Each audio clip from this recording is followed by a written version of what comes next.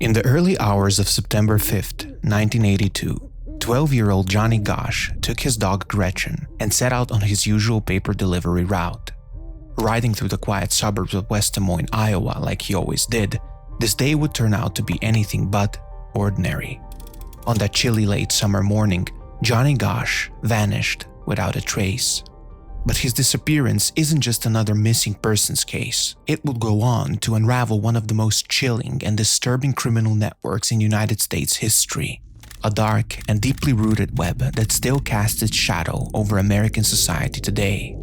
This is the story of how one paperboy's disappearance exposed America's shadowy underworld.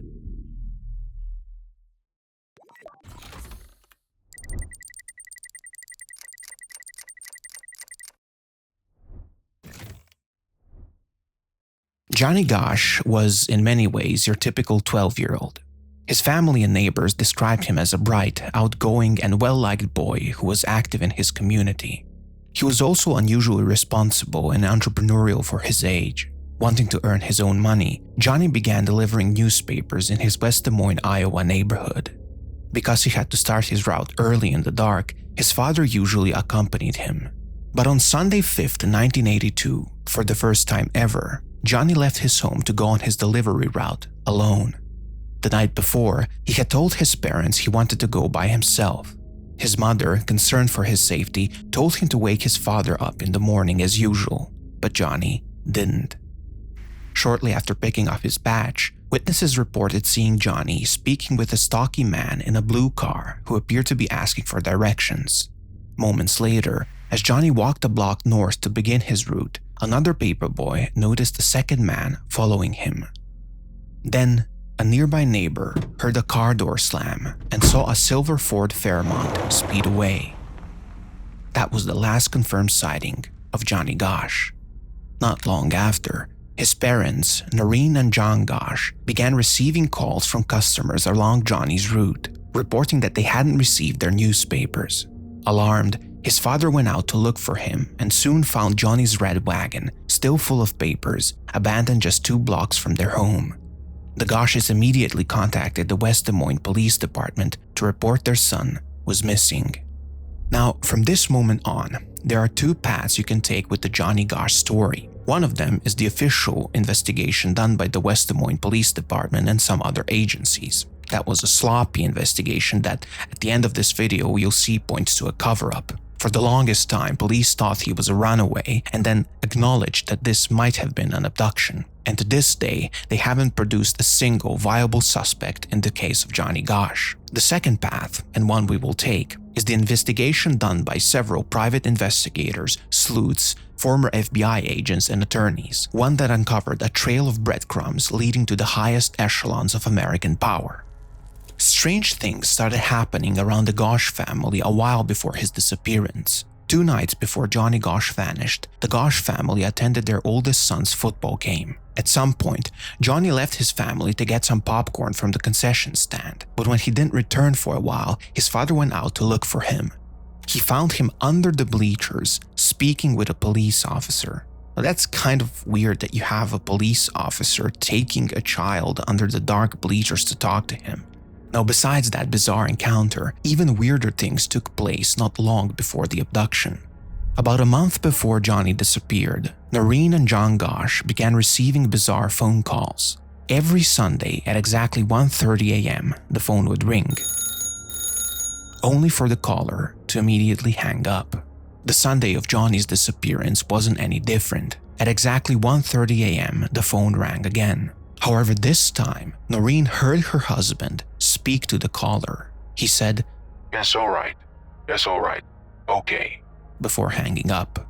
Oddly enough, after Johnny's disappearance, the phone calls abruptly stopped.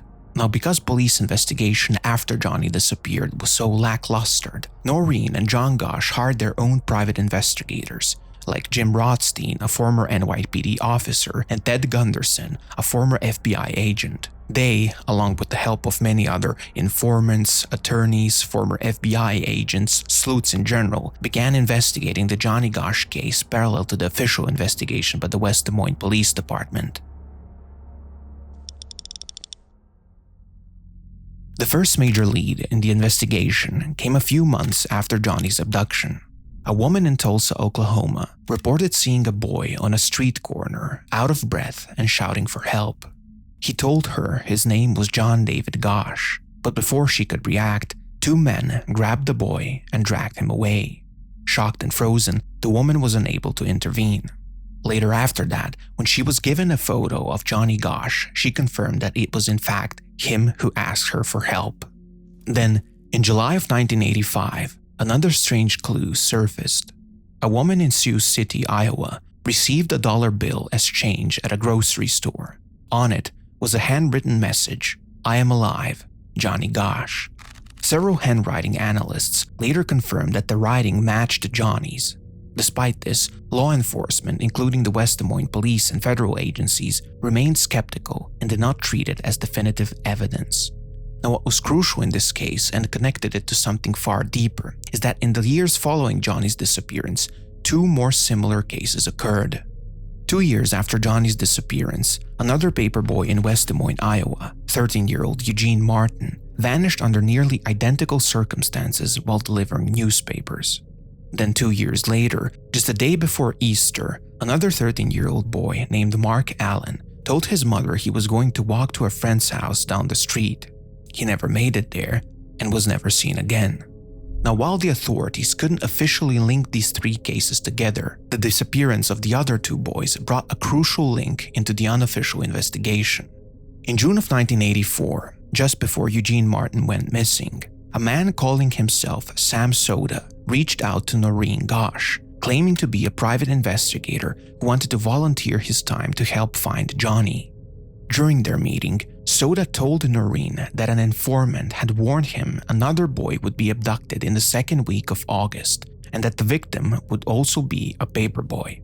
Sure enough, Eugene Martin was abducted during the second week of August in 1984. Not long after Eugene disappeared, Noreen and several others received a flyer similar to the one I'm showing you now. The poster featured a composite sketch of a man who had reportedly been seen approaching Johnny shortly before his disappearance. Beneath it was a second version of the sketch, subtly altered to highlight a striking resemblance to Sam Soda himself. The similarities were too hard to dismiss.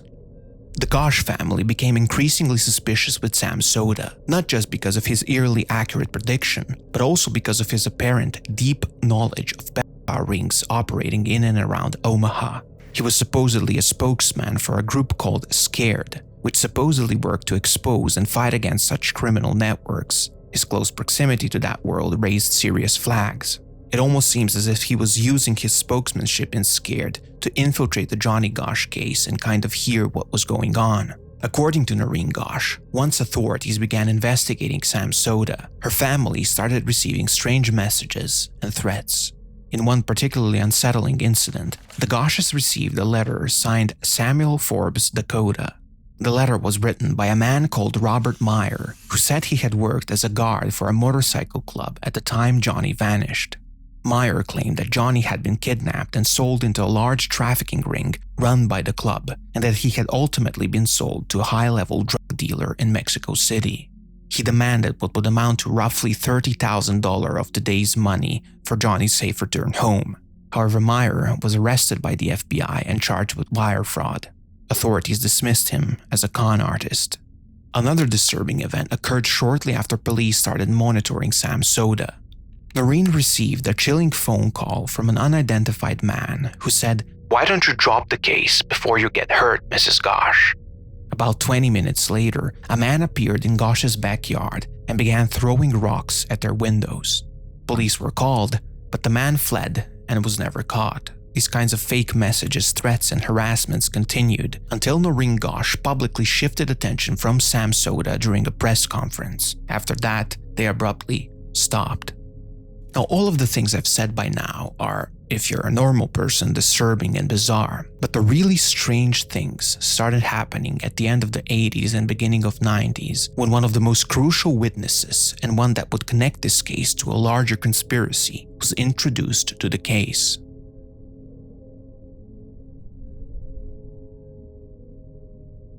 In 1990, a man named Paul Bonacci was arrested on 3 counts of sexually assaulting a minor.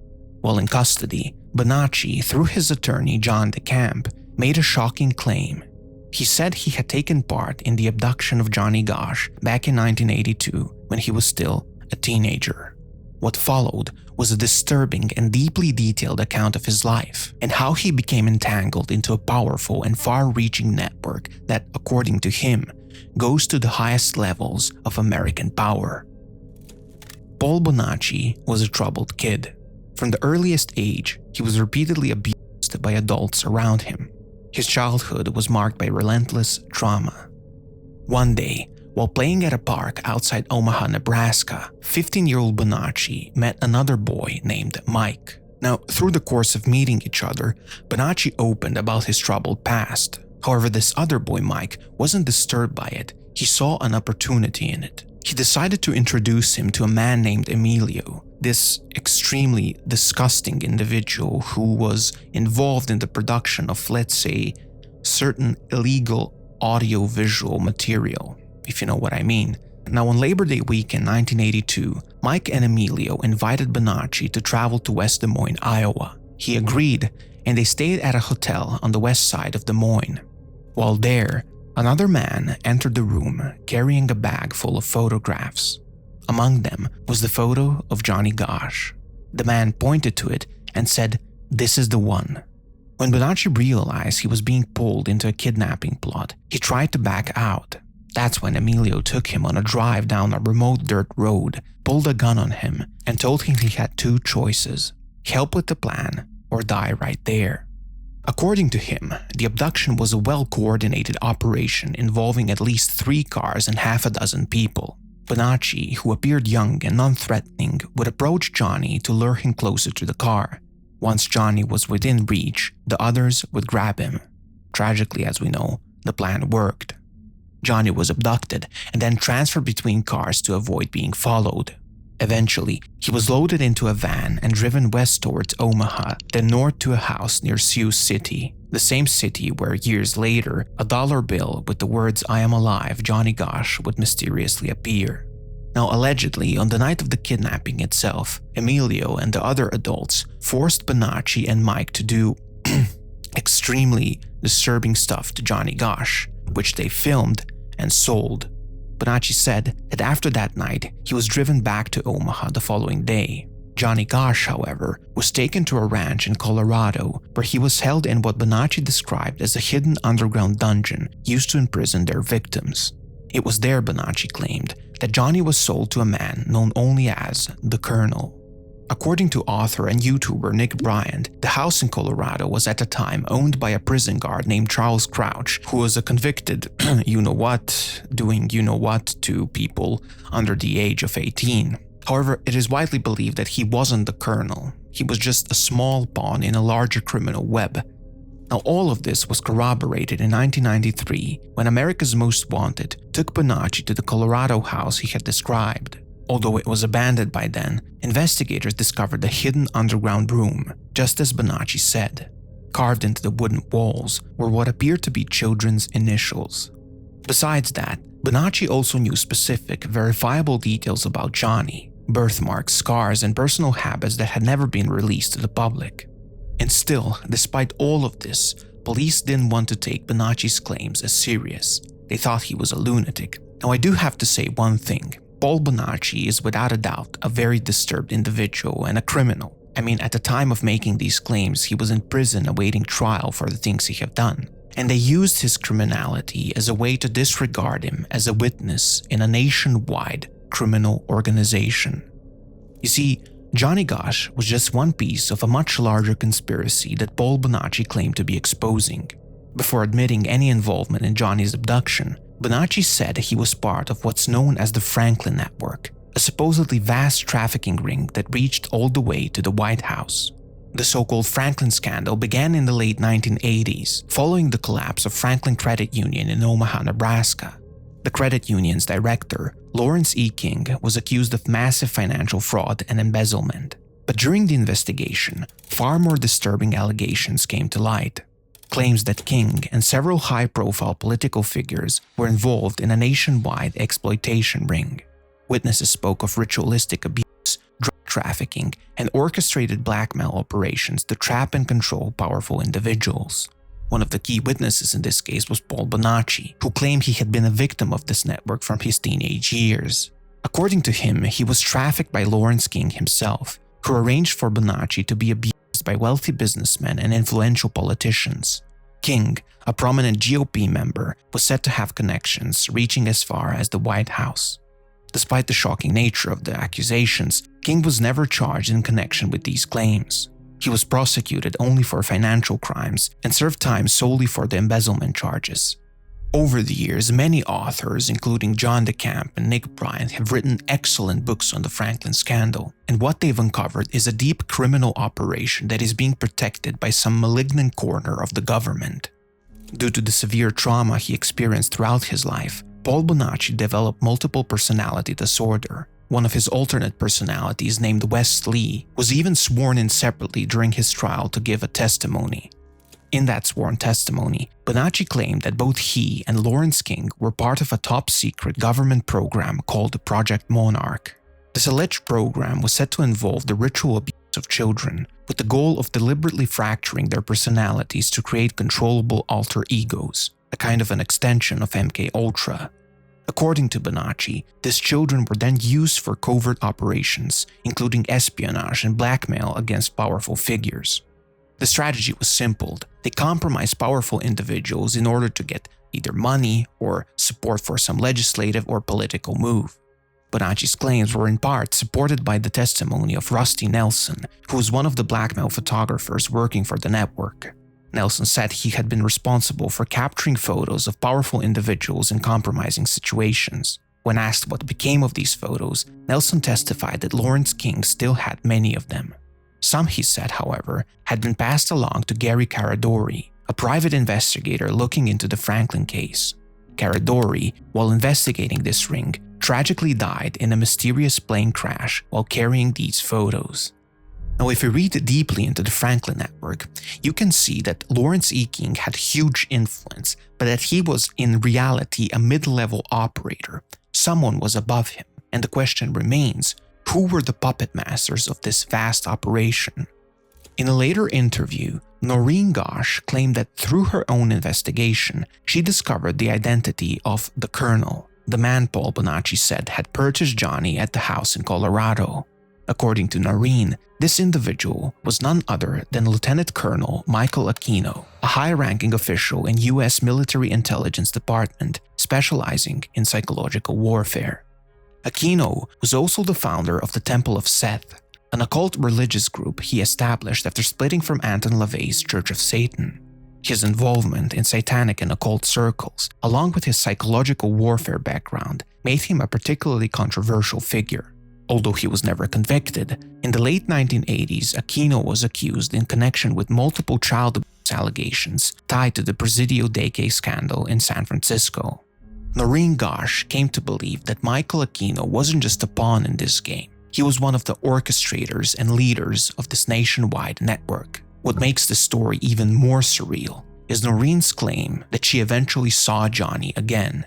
In 1997, she says her son appeared at her front door, accompanied by an unknown man. The three spent the night talking, and according to Noreen, Johnny told her everything: how he was abducted, sold into a trafficking ring, and eventually passed into the hands of the Colonel. He confirmed much of what Bonacci had already testified to, that the network was real, vast, and deeply rooted in powerful circles. Johnny told her that as he grew older, he was no longer useful to them and was discarded. He was warned that he could never return home or go public because doing so would put his life and his family's life in danger. He had to remain anonymous, living in the shadows. Noreen documented the entire experience in her self-published book, Why Johnny Can't Come Home, where she lays out not only the strange details of Johnny's disappearance, but her ongoing battle against what she describes as a dark and deeply embedded underworld operating within American society. Her fight extended far beyond her own son. It became a broader mission to protect all missing and abducted children. Her advocacy efforts led to the creation of the Johnny Gosch Bill, a piece of legislation mandating that police respond immediately to reports of missing children, eliminating the then common 72-hour waiting period. The bill became law in Iowa in 1984, and similar legislation was later adopted in Missouri and 7 other states. Noreen also testified before the U.S. Department of Justice, which ultimately led to the allocation of $10 million to help establish the National Center for Missing and Exploited Children.